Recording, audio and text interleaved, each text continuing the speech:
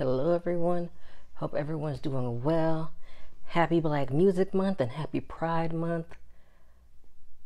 Hopefully everybody is supporting the LGBTQ plus community and listening to Black music all month.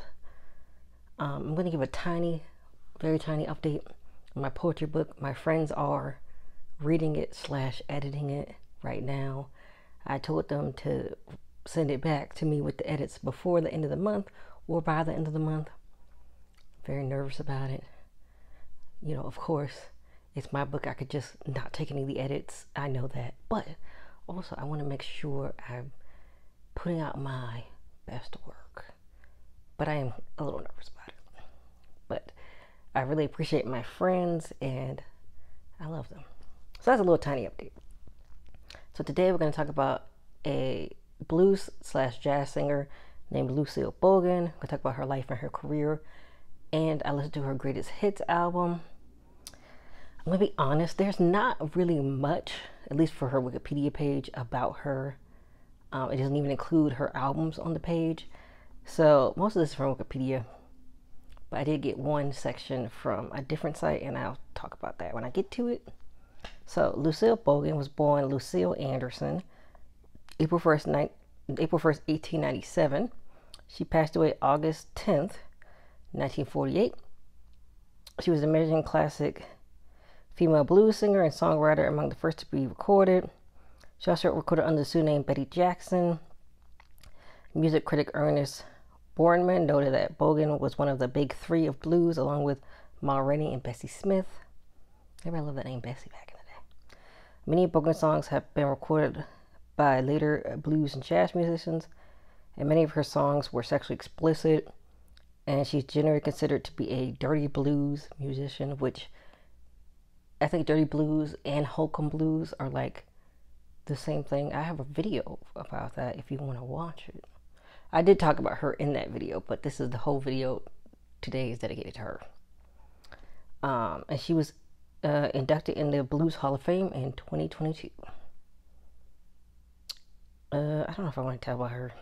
Okay, she was born in Birmingham, Alabama.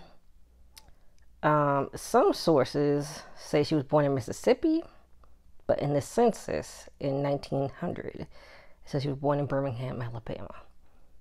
So yeah, a little bit of mystery about her.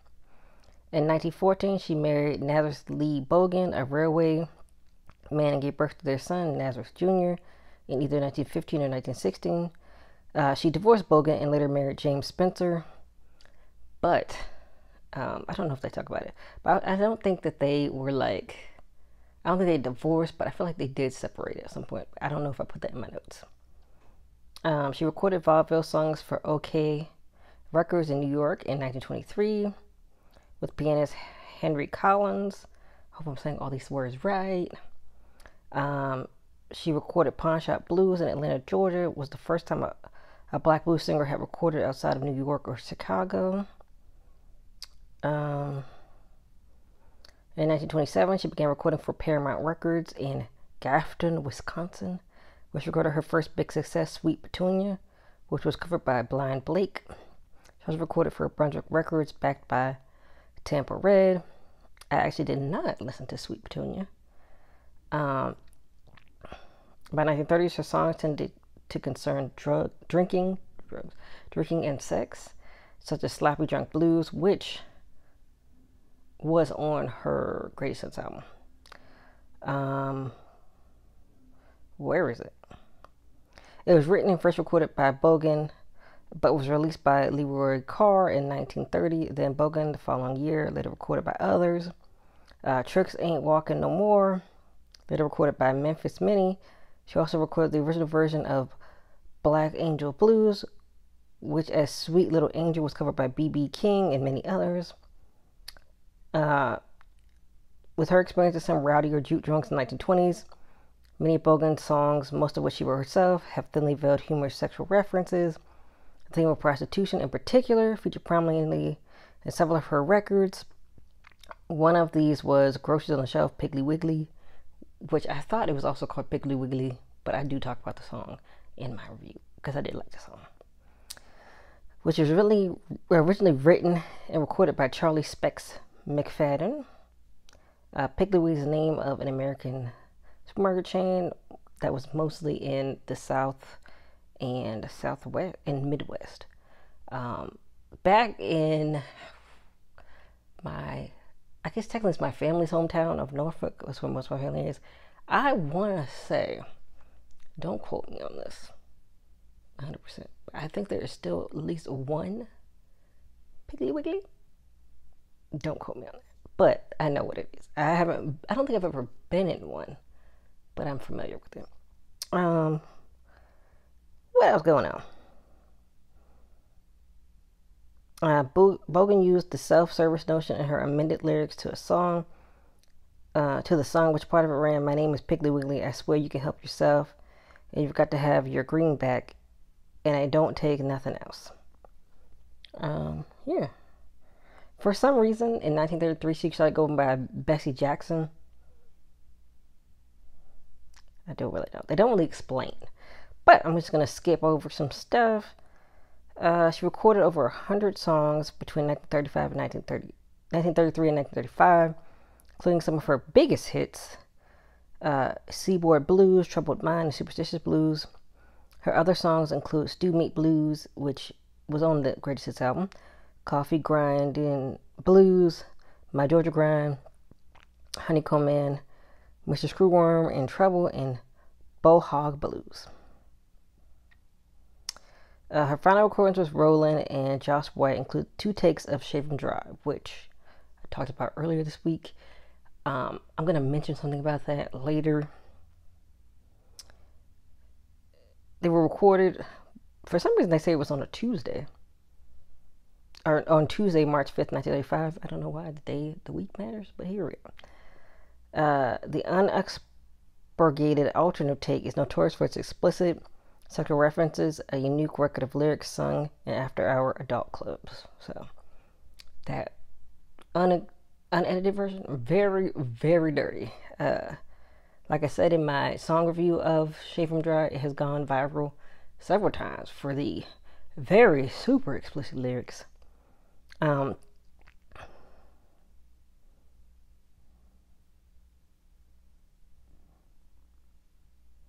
So one of the engineers who helped record the record said it was either for fun or, just as a party record. And yes, I mentioned Bogan, which I think Shave 'Em Dry was a cover. I don't think she was the original person who sings it, but she definitely laughed during the take, so she was like, "Whoa, yeah." And other of her songs called BD Blues, which is really popular, takes a position of a bull dyke, which is a type of lesbian. So it's like a stud or a butch today. Stud is for black women who are masculine, and then butch is for everybody else. So basically like that. So some of the lyrics say, "Coming at a time, BD woman, they ain't gotta need no man. They got a head like a sweet angel, and they walk like a natural man. They can lay their jive just like a natural man." So pretty put out there. Pretty self-explanatory about that. She appears not to have recorded after 1935. She did manage her son's jazz band, Bogan's Berman Busters, for a time before moving to Los Angeles shortly before her death from coronary sclerosis. I'm not sure what that is, but here we are. She passed away in 1948. She is in the Lincoln Memorial Park in Carson, California. That's where she's buried. And I talked about that. So when she got entered into the Blues Hall of Fame, it said on the note, Bogan recorded some of the most memorable blues songs of pre-World War II era, including some that were landmarks in blues and some that continue to be sensationalize her reputation decades after her death. So, since I'm talking about Pride Month, she was at least from my perspective, I've heard BD Blues before, so I figured she was bisexual. So according to beenthere.org, they have a biography on her. For some reason, for Wikipedia, they did not put anything besides just her marriages. But yeah, this is what they said on beenthere.org. Bogan had a very colorful love life and engaged in romantic liaisons with both men and women. At one time, it was rumored that Bogan had an affair with pianist Will Eazell, who had accompanied her to Paramount in a session that featured Papa Charlie Jackson. As a result of her affair with Eazell, she was involved in divorce proceedings started by her husband, but they were never finalized. So I'm guessing that's the second husband that were never finalized. So I feel like of course, I can't know. I can't go back in time and like, hey, was you with women? But it seemed like it to me. But then some sites said that like there was no real evidence. But then other sites, they would categorize her with Ma Rainey, who was definitely at least bisexual, if not a lesbian. So like that's pretty documented for her.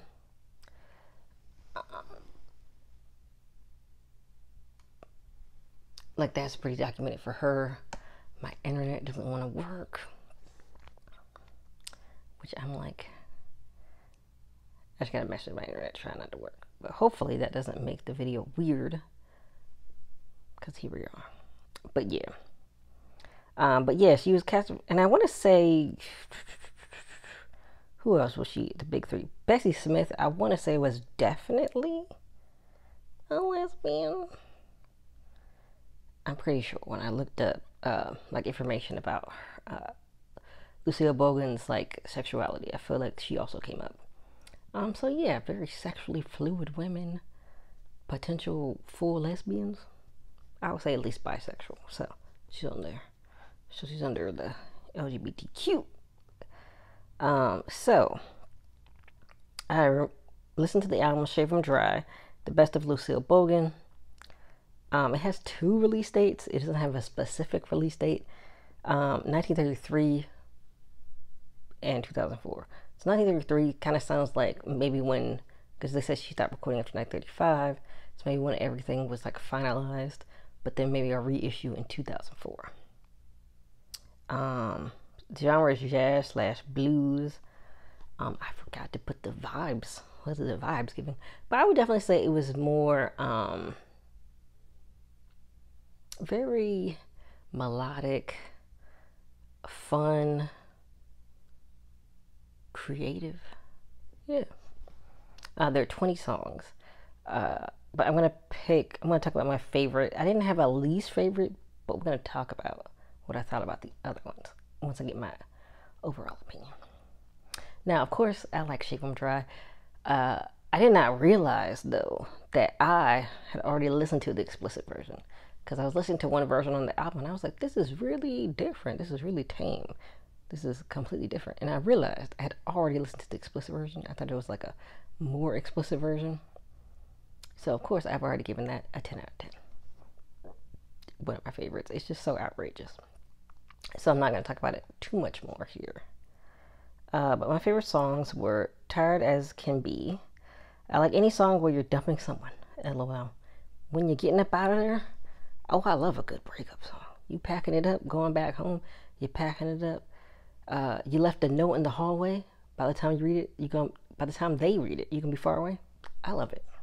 Get out of there. But yeah, I like when people realize their worth and move on. So I enjoyed this song. And I love her assertive, how assertive she was in going to where she was appreciated. Because yeah, she was basically saying like, I'm packing it up. I'm going back home. I don't need this. My man got 2 jobs. Like that lady from Everybody Hates Chris. Yeah, you don't gotta stay where you're not being loved, basically. And I feel like that's a great message. The Groceries on the Shelf / in parentheses Piggly Wiggly was another favorite. I love food euphemisms for sex. I feel like they'd be so funny and creative. It's gonna be a slight tangent, but I feel like sex and food kind of go together. Like, it reminds me when I watch, like, the Golden Girls, and I was like, we're talking about sex all the time. We're always eating. They kind of go hand in hand. Like, I don't know if I'm going to describe it correctly, but, like, they feel like kind of parallel. Like, if you eat ravenously, if you eat kind of crazy, you might make love kind of crazy. Or it could be the opposite, you know? If you're demure when you eat, you might be crazy in bed. You might be crazy when you eat and calm in bed. So I feel like they kind of go hand in hand with like kind of the senses and stuff. You know what I mean? You're feeling, you're touching, you're tasting. Most of the time for both, you know what I mean? And you know, everybody, there's always some, and then sometimes there's combinations. You might bring a little cream in there, you might bring some ice in there, you might bring some dessert toppings in there, whatever you're into. So there's always something for everybody. And there's also, like I watched My 600-Pound Life, and one of the people, one of the, what do they call it when it's like you're the main subject? I'm just gonna say the main subject of the episode was like a fetish model where she would eat food on camera and get paid. So some people like that. So yeah, definitely a lot of overlaps. And I like that she says you can go to other stores, but none of them are like hers. LOL. She said you ain't getting nothing else anywhere else. Yeah, nah. I think the song is very fun. It even had like a cautionary tale at the end, like parents were kind of warning against her being promiscuous. But hey, kids gonna do what they want to do. Even though she's probably like a grown adult, but still, you're somebody's kid, you know. And my last favorite song, which is also a very explicitly sexual song, is "Till the Cows Come Home." I said another very explicit bop. I love the confidence in her voice in all the raunchy songs, especially for the time period, because she was just putting her all into the filthiness, lol.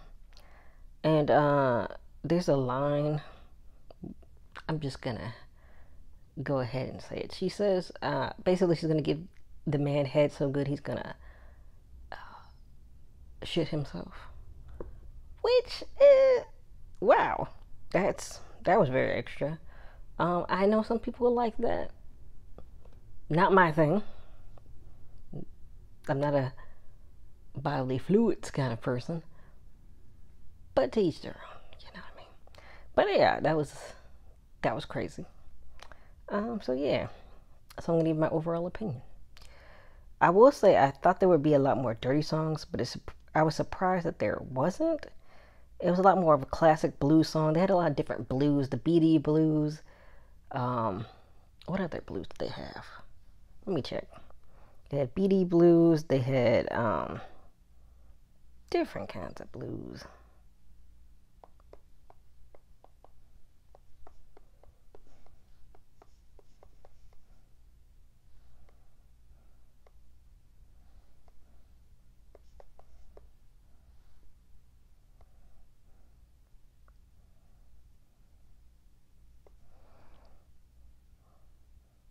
Yeah, they had drinking blues, barbecue blues, beady rum blues, baking powder blues, skin game blues, stew meat blues, which I did like stew meat blues.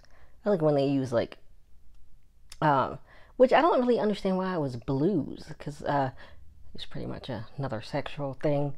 Like, hey, you could take my stew down to the market. Yeah, no. Bogan Ways Blues, Man Stealer Blues. Basically, somebody stole her man. She was not happy. I wouldn't be happy either. Why can't you get your own man? You know. So it was a lot of blues, which they did seem to blend together for me, like, you know, beat-wise and stuff. And I was shocked that I already talked about this. I already had listened to the explicit version. I thought it was just going to be even more explicit, but I had already listened to the explicit version. Without even realizing it, lol. And I think a lot of songs were meh for me, but they were definitely still creative and unique. So I'm giving this album a 6 out of 10. Even though it blended together and meh mostly, I think the unique subject matters made it just slightly above mid. But yeah, I still think like, I would like to listen to more of her music and definitely more of the raunchy stuff because I feel like that's more fun. Nothing wrong with blues. I like blues, but blues is safe. Blues is not shocking. You know what I mean? But yeah, that's what I thought about the Greatest Hits album. Besides, that kind of I still feel like it'd be worth a listen. If you're cleaning or something, you want to hear a bunch of blues. Yeah, you'll be relaxed. Whatever you want to do, I feel like it'd be good. So, I know it's gonna be a while. But in my Hokum Blues video, I wrote a story called Mabel's Biscuits. So I made a part 2. And since it's Pride Month, it's a little, and of course, Mabel's still black. So, Black Music Month and Pride Month. So, combining them. But yeah, it's called Mabel's Biscuits Part 2. A tall, dark-skinned, plus-size woman knocks on Mabel's door. She was holding a sun hat in her hands and is looking at the ground. Mabel swings out her front door. Hot damn, you're gonna be the first woman through Mabel's door. He licks her gold tooth. Mabel, I'm Hattie Mae. Hattie Mae looks up and she has a silver tooth in the same place as Mabel's gold tooth. I heard your biscuits was the best in town, so I come to check for myself. Hattie smiled brightly. Hattie Mae smiled brightly. Mabel laughed. I've been with some women on the road, but the pleasure to have a beautiful one in my house is truly a miracle. Come on in. Come on in here. Mabel opened the door for Hattie Mae, then closed it quickly and embraces her. They lock eyes and share a passionate kiss.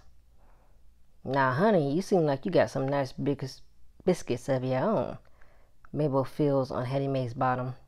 And I'm hungry too. Both women laugh as Mabel guides Hattie Mae to her bedroom. I know we both gonna be full and satisfied, Hattie Mae says, kissing Mabel's hand. Well, let's get to eating. Mabel quickly brings Hattie Mae into her room and turns on her oven. So yeah, so there's my second part of Mabel's Biscuits. Maybe Mabel would just have like her own series or something. I thought that'd be kind of cool. But yeah, that's what I think about Lucille Bogan. I wish there was like more on her. It seems like she did a lot of music, but as far as her personal life and like what else she did, not a lot going on. But yeah, no, I still feel like she's an interesting person. And have you heard Shave 'Em Dry, the explicit version? Did you think it was crazy? Have you heard how Till the Cows Come Home? That one's pretty explicit as well. Have you heard any other explicit ones?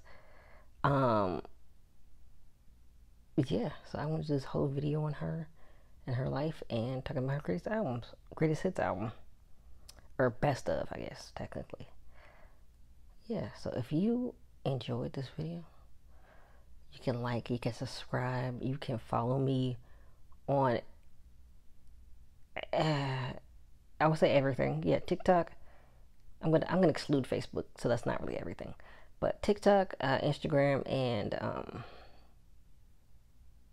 TikTok, Instagram, and Twitter. I am so. What is it? Am I Calicious?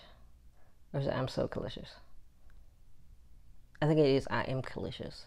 I always put it in the description, so I'm pretty sure it's I am Calicious. You can follow me there if you want. If you don't, whatever you want to do. If you want to like, you can like. If you don't, you don't.